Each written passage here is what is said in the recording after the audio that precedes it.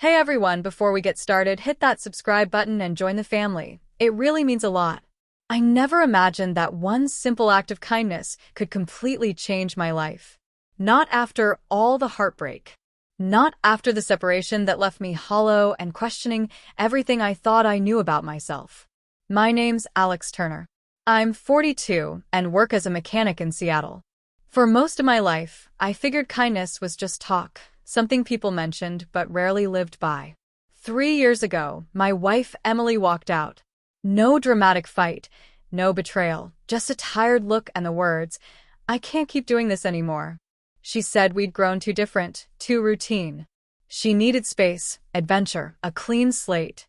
I nodded like I understood, but inside, I was breaking apart. The months after were gray and lifeless. I went to work, grabbed takeout, came home, and crashed. Routine filled the silence she left behind. My friends kept telling me to move on, maybe try dating again. But every attempt felt forced. Fake smiles, hollow talks. Her last words echoed through everything I did. Then one crisp October afternoon, something shifted, quietly, like real change often does. I was in line at a cafe when the older man ahead of me dropped his wallet. It was worn, faded leather with scuffed corners. I picked it up and handed it to him before he even realized it was gone.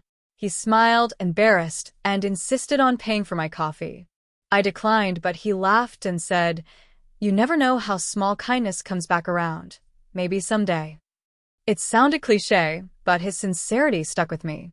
That night, I sat thinking about how closed off I'd become, how bitterness had crept into every part of my day.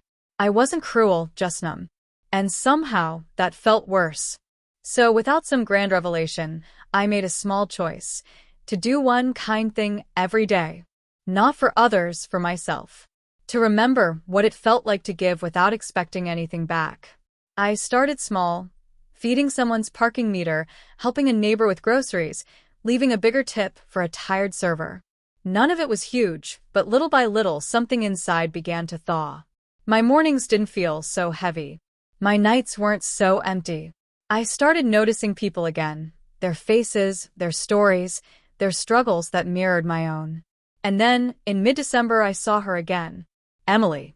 I was at the supermarket, and she was by the produce section, hair shorter, wearing the same fleece jacket I'd bought her one Christmas.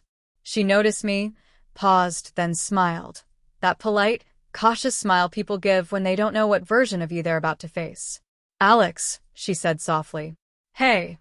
Her voice still carried that warmth I used to wake up to. We made small talk, how she'd been, how I was doing. It wasn't tense, but it wasn't easy either. Just steady. And as she walked away, I felt a flicker, not longing, but curiosity. Not about her, but about who I'd become since she left.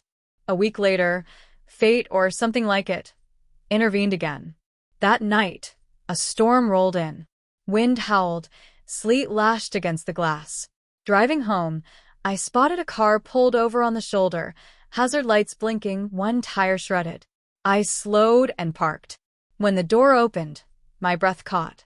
It was Emily. She looked startled at first, then gave a shaky laugh. "Alex, what are the odds?" Without a second thought, I took off my coat and handed it to her. "Get back in the car," I said. "You'll freeze." As I changed the tire, she stayed inside, peering through the fogged-up window. When I finished, she rolled it down slightly and said, "You didn't have to stop." I smiled faintly. Yeah, I did. It wasn't about winning her back. It wasn't about proving anything. It was just decency, the kind that doesn't need an audience or a reward. As I drove off, I caught a glimpse of her in the mirror, standing in the rain, my coat pulled tight, watching my taillights fade. And for the first time in years, something stirred inside me. Not grief, not regret, possibility. The days that followed were quiet, but she lingered in my thoughts, like a song you can't quite shake. I didn't reach out, didn't text. Just kept doing my small good deeds and let things be. But life has a way of circling back. A week later, there was a knock on my door early Sunday morning. It was Emily, my coat folded neatly in her hands. She smiled, not that cautious smile from the store, but a real one. Thought I'd better return this before it turned into a hostage situation, she joked. I laughed softly. You could have texted. I deleted your number, she admitted, almost sheepish. Didn't think you'd want me to have it anymore. We stood there for a moment, the silence between us no longer heavy, just fragile. I asked if she wanted to come in for coffee. She hesitated, then nodded. Inside, everything looked the same, just cleaner, calmer. She noticed the small plants by the window, the books lined neatly on the shelf, the framed photo of us I still hadn't tucked away. You kept that? She asked quietly. Some memories don't need erasing, I said. We talked for over an hour, about work, mutual friends, the everyday things that fill the years apart. She told me she'd moved twice, started her own branding business, and was still figuring things out. But beneath her stories, I sensed something deeper. Exhaustion, not physical, but emotional. You seem different, she said finally. Lighter somehow. I stopped waiting for people to fix me, I replied. Started with small kindnesses. They made me feel human again. Her eyes softened, and for a moment, I saw the woman I'd once danced with barefoot in our kitchen, not the distant one who walked away. Over the next few weeks, she came by more often. Sometimes with a reason, sometimes without one. She'd bring coffee, or leftovers from something she'd cooked too much of. I didn't overthink it, just let it flow. Then one night, she showed up after work, drenched from the rain, nervous but determined. She sat on the couch, hands fidgeting. Can I say something? She asked. I nodded. That night you helped with my car, it wasn't just about the flat tire. It reminded me what real kindness looks like. No games, no strings, just genuine. I didn't interrupt. Just listened. She continued, voice trembling slightly. I thought leaving would make me happy. I wanted excitement, something new. But all I found were people chasing moments, not meaning. You were steady, and I called it boring. Maybe I wasn't ready for calm. Her words hung softly between us. I looked at her, really looked, and saw how time had changed us both. I'm not the man you left, I said quietly. And you're not the woman I married. That doesn't have to be bad. It just means we start from here. She smiled faintly. Then let's start here.